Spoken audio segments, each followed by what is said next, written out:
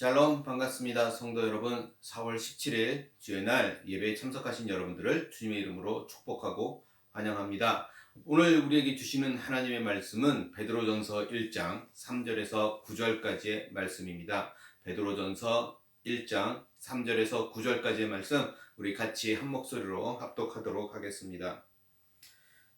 우리 주 예수 그리스도의 아버지 하나님을 찬송하리로다. 그의 많으신 긍휼대로 예수 그리스도를 죽은 자 가운데서 부활하게 하심으로 말미암아 우리를 거듭나게 하사 산 소망이 있게 하시며 썩지 않고 더럽지 않고 쇠하지 아니하는 유업을 있게 하시나니 곧 너희를 위하여 하늘에 간직하신 것이라. 너희는 말세에 나타내기로 예비하신 구원을 얻기 위하여 믿음으로 말미암아 하나님의 능력으로 보호하심을 받았느니라. 그러므로 너희가 이제 여러 가지 시험으로 말미암아 잠깐 근심하게 되지 않을 수 없으나 오히려 크게 기뻐하는도다. 너희 믿음의 확실함은 불로 연단하여도 없어질 금보다 더 귀하여 예수 그리스도께서 나타나실 때에 칭찬과 영광과 존귀를 얻게 할 것이니라.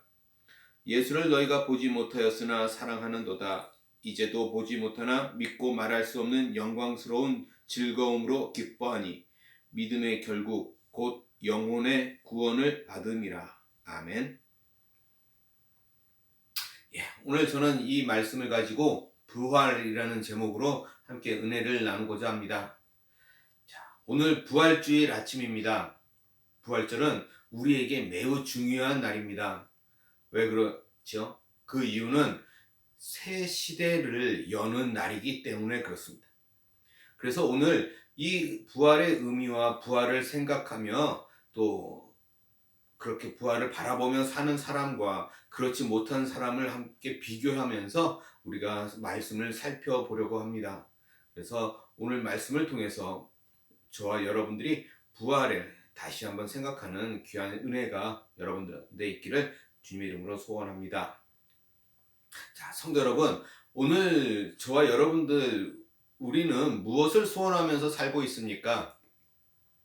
행복하게 사는 것, 마음 고생하지 않고 사는 것, 물질 걱정 없이 사는 것, 건강하게 사는 것, 어느 것을 소원하시며 사십니까?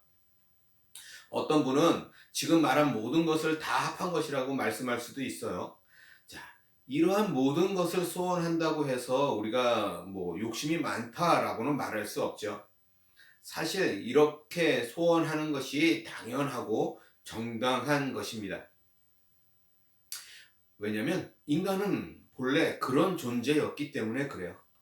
그런데 죄 때문에 죄로 인해서 우리는 이 모든 것을 잃어버린 상태라는 것이죠. 그러나 이제 이 모든 것을 잃어버렸던 것을 다시 되찾는 때가 있는데 그때가 바로 부활의 때이라는 거예요. 죄로 인해서 우리 인류의 사망이 들어왔다면 부활로 인해 이제 사망이 없는 영원한 나라가 시작이 된다라는 것입니다. 그래서 부활은 죄를 이긴 모습이에요. 더 나아가서 영원한 나라의 백성으로 사는 것입니다. 그래서 부활은 중요하다라고 말할 수 있어요. 자, 베드로라고 하는 사람이 있었습니다. 그는 다혈질이기도 했고 연약한 한 사람이기도 했어요. 그래서 스승이신 예수님께서 십자가의 길을 가실 때 자신은 두려움으로 예수님을 모른다라고 3번이나 부인하기도 했던 사람입니다. 그런데 이렇게 연약했던 그가 완전히 새로운 사람이 되었습니다. 그죠? 그래서 그 자신이 이렇게 말하고 있어요. 오늘 본문 1장 3절입니다. 보시면 이렇게 이야기하죠. 우리 주 예수 그리스도의 아버지 하나님을 찬송하리로다. 그의 많으신 긍휼대로 우리 예수 그리스도를 죽은 자 가운데서 부활하게 하심으로 말미암아 우리를 거듭나게 하사 산 소망이 있게 하시며 우리를 거듭나게 하셨다라고 말해요. 새롭게 태어났다는 말씀이죠. 그 전과는 완전히 다른 사람이 되었다라는 것입니다. 무엇이 이 베드로를 새롭게 태어나게 하였습니까? 오늘 이 말씀을 보시면 예수 그리스도를 죽은 자 가운데서 부활하게 하심으로 말미암아 우리를 거듭나게 하셨습니다. 그렇죠? 자, 베드로는 예수님의 부활 때문에 새로 태어날 수 있었다라는 거예요. 그래서 그는 오늘 말씀을 기록하면서 3절 첫 단어를 뭐라고 얘기합니까? 하나님을 찬송합니다 라는 말로 시작하고 있는 거예요.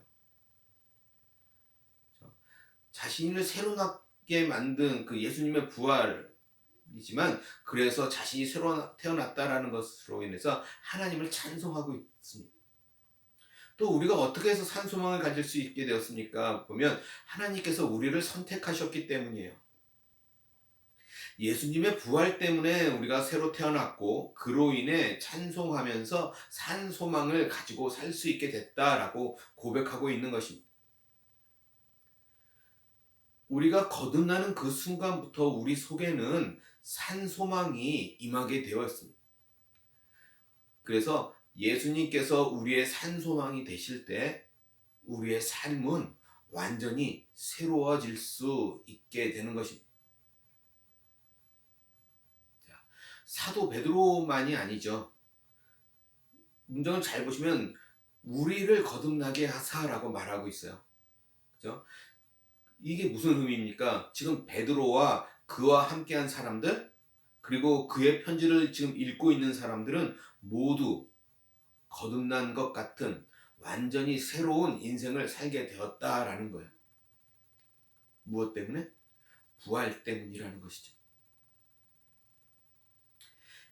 예수님이 죽었다가 다시 살아나셨습니다. 그런데 그것이 단순히 죽었다고 살아난 것과는 완전히 다르다라는 거예요. 지난주에도 말씀드렸지만 세상에서 죽었다가 다시 살아났어도 그는 곧 다시 죽게 됩니다. 그러나 예수님께서 부활하신 것에서 말하는 부활은 영원한 존재로 다시 살아난다라는 거예요. 다시 죽을 몸으로 부활하는 것이 아니라 영원한 존재로 바뀌는 것이 우리 기독교에서 말하는 진짜 부활이라는 것입니다. 그렇게 영원한 존재로 다시 살아나는 것입니다. 이것이 놀라운 것이죠. 죽을 존재인 우리가 영원한 존재로 바뀐다는 것은 참으로 놀랍고 복된 것입니다. 그것이 우리에게 산 소망이 되는 소식인 것이죠. 세상 사람들이 부활이라는 것을 모르고 또는 잘 생각하지도 않고도 잘 살고 있는 것처럼 보이기도 합니다. 그러나 실제로도 그럴까라는 것이죠. 이 세상에서 살다 보면 갑자기 외롭고 허무해질 때가 있습니다. 언제 더 그럽니까? 특히 건강을 잃고 자기 인생을 뒤돌아볼 때 그렇게 될 때가 참 많습니다. 또는 열심히 살고 있었는데 부족한 것이 전혀 없는데도 그럴 때가 있어요. 그러나 그것이 이상한 것이 아니라 그것은 당연한 모습이라는 것입니다. 그것은 인간 본연의 모습에 대한 향수, 그리움 때문이라는 거예요. 우리 인간은 천만금이 있어도 외로운 존재입니다. 채워지지 않는 존재예요. 왜냐하면 인간은 본래 그런 것들보다 더 위대하기 때문에 그렇습니다. 우리는 하나님의 형상대로 창조된 존재이기 때문에 그렇습니다. 그래서 오직 영원한 것만이 사람을 채워줄 수 있고 행복하게 만듭니다. 그것이 우리 인간의 본래 모습이기 때문이에요. 본래의 모습을 되찾을 때만이 인간은 그런 향수병에 고쳐지고 행복해질 수가 있는 것입니다. 그래서 우리는 반드시 부활을 알고 있어야 되고 부활을 마음에 품고 살아야 하는 것이에요. 그것이 가장 근본적인 인간 모습이기 때문에 그렇습니다. 부활을 알고 부활을 생각하면서 살아야 인간적인 사람이 되고 영원한 존재로서의 삶을 살게 되는 것입니다. 이제 간절히 소원하기는 이제 우리 머릿속에, 우리의 가슴에 부활을 품고 살기를 주님의 이름으로 간절히 소원합니다. 1장 4절 말씀 볼까요? 또 이렇게 이야기합니다. 썩지 않고 더럽지 않고 쇠하지 아니하는 유업을 있게 하시나니 곧 너희를 위하여 하늘에 간직하신 것이라. 우리 주변에 많은 이 세상 사람들의 소망을 보십시오. 그 소망의 일들은 결국 썩고 없어질 것들이라는 거예요. 그 세상 사람들 그 자신의 소망이 어쩌면 다른 사람의 희망을 파괴하기도 하고 자기 자신만 아는 그런 소망이 많다라는 것입니다. 그래서 세상의 소망은 지금은 아름다운 것 같지만 나중에 보면 그것이 얼마나 허무한 것인지를 깨닫게 된다라는 것입니다. 그러나 우리 크리스찬들의 소망은 썩지 않고 정결하며 영원토록 영광스러운 것들입니다. 우리는 이것을 반드시 기억해야 합니다. 우리의 소망이 나그네로 살아가는 이 땅에 속한 그 어떤 것이 아니라 하늘에 속한 것이라는 것을 잘 알아야 합니다. 그래서 지금은 힘들 수도 있지만 그래서 더 영광스러운 것입니다. 그렇습니다, 성도 여러분. 부활이 있다는 것을 아는 사람은 이제 더 이상 이 세상의 것에 연연해하지 않을 수 있습니다. 그래서 마음의 여유가 생겨요. 우리가 부활 앞에 서면 세상에 어떤 것이 아니라 세상에 어떤 것이 우리한테 없다고 해서 자존심이 상하거나 죽고 싶을 일도 아니고 그 어떤 것이 있다고 해서 교만하거나 자랑할 일도 아니다라는 것입니다. 우리가 부활 앞에 서면 그런 것들에 대해서 우리가 연연하지 않을 수 있어요. 오직 중요한 것은 우리가 이 땅에서 부활을 준비하는 훈련을 하였느냐 그렇지 못하였느냐가 더 중요하다라는 사실입니다. 그래서 베드로는 이렇게 말씀합니다. 6절 7절 말씀 볼까요?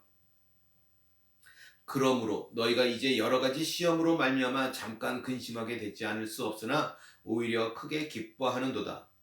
너희 믿음의 확실함은 불로 연단하여도 없어질 금보다 더 귀하여 예수 그리스도께서 나실 때에 칭찬과 영광과 존귀를 얻게 할 것이니라. 성도 여러분, 금이 정금이 되는 것은 그냥 될 수 없어요. 그렇죠? 뜨거운 용광로를 거쳐서 불순물이 다 타버리고 녹아버린 다음에야 정금이 되어 나오는 것입니다. 이처럼 이와 마찬가지로 성도들에게 다가오는 시험이나 환난은 오히려 기쁨이 되는 거예요. 왜 그렇습니까? 그 시험이나 그 환난이 그 사람을 연단시키고 훈련시켜서 믿음의 성숙을 가져오게 때문에 그렇습니다. 그렇게 믿음의 훈련을 하는 것이 이 땅, 그죠? 일시적인 삶에서는 시련이지만 하늘 그 영원한 삶을 통해 보면 그것은 칭찬과 영광과 존귀가 될 것이기 때문에 그렇습니다. 그래서 기쁨이 되는 거예요. 믿음의 사람은 무엇이 중요한지를 압니다. 우리에게는 부활이 있습니다. 그러기에 우리는 이 땅에서 잠시 살고 끝날 것처럼 살면 안 되는 것이죠. 영원히 살 존재로 살아가야 하는 것입니다. 인간은 본래 영원한 존재이기 때문입니다. 땅을 보며 사는 사람이 있고 하늘을 보며 사는 사람이 있습니다. 땅을 보며 사는 사람들은 시편 90편 말씀처럼 70년이요 강건하면 80년이라고 하는 그 연수만을 생각하며 삽니다. 그런 사람들의 인생 목표는 이 땅에서 즐겁게 누리며 사는 것이에요. 그러나 하늘을 보며 사는 사람들이 있습니다. 그들은 이 땅의 삶을 훈련을 위해 살아가는 사람들이에요. 무엇 때문에 훈련해야 합니까? 그것은 새하늘과 새 땅에서의 영원한 삶을 위해서 훈련하는 것입니다. 그래서 이 땅에서 비록 삶이 힘들고 어려워도 하늘을 바라보며 사는 사람들은 그것을 훈련으로 바라볼 수 있기 때문에 그것을 기쁨으로 참아낼 수 있게 되는 거예요. 이 모든 과정이 믿음의 훈련 과정이다라는 것을 알기 때문에 그렇습니다. 그 믿음은 영원한 세상을 살아가는 우리 천국 문의 열쇠가 될 것입니다. 그렇게 하늘을 바라보며 믿음의 훈련을 한 사람은 새하늘과 새 땅에서의 영원한 삶을 살게 될 것입니다. 하늘에서 칭찬과 영광과 존귀를 얻게 될 것입니다. 그러나 땅을 바라보며 산 사람은 훈련이 아니라 이 땅에서의 삶 그 자체를 위해서 살았기 때문에 단지 자기 자신의 안위를 위해 살다가 생을 마치게 될 것입니다. 그렇게 살면 그가 바라본 그대로 이 땅에서의 삶은 준비될지는 몰라도 하늘의 삶은 준비되지 못한 채 끝나는 것입니다. 성경에서는 모든 사람들이 영원한 존재라고 말씀하고 있습니다. 그래서 믿는 사람이든 믿지 않는 사람이든 육체적 부활은 모든 사람이 하게 될 것입니다. 그러나 믿음이 없는 사람은 부활을 하기는 해도 그것이 예수님과 같은 그런 아름다운 또 완전함이 아니라 지옥에서 영원히 살 존재로 부활하는 것이기 때문에 우리는 그것을 부활이라는 단어를 붙이지는 않습니다. 오직 예수님께서 부활하신 것처럼 완전하고 아름다운 모습으로 부활하여서 천국에서 영원토록 사는 존재들, 그 존재에게만 부활이라고 하는 단어를 사용하는 것입니다. 사랑하는 성도 여러분, 부활을 가슴에 품고 사시기 바랍니다. 우리는 영원한 존재들입니다. 70년, 80년만 살 것처럼 땅만을 바라보며 즐기면서 살려고 하지 마시기 바랍니다. 이제는 영원한 삶을 준비하면서 하늘을 바라보며 오늘을 훈련하면서 살아가시기 바랍니다. 우리는 부활을 알고 있기에 그 부활을 준비하며 살아야 하는 것입니다. 오늘 말씀을 정리해 볼까요? 부활은 모든 인류의 소망입니다. 부활은 모든 인류의 위로입니다. 부활은 모든 인류의 축복입니다.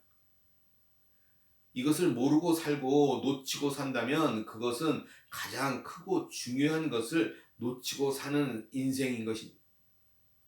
가장 큰 불행한 인생이에요. 그러나 부활을 알면 인생이 바뀝니다. 거듭난 인생을 살게 됩니다. 영원한 존재로 살게 되는 거예요.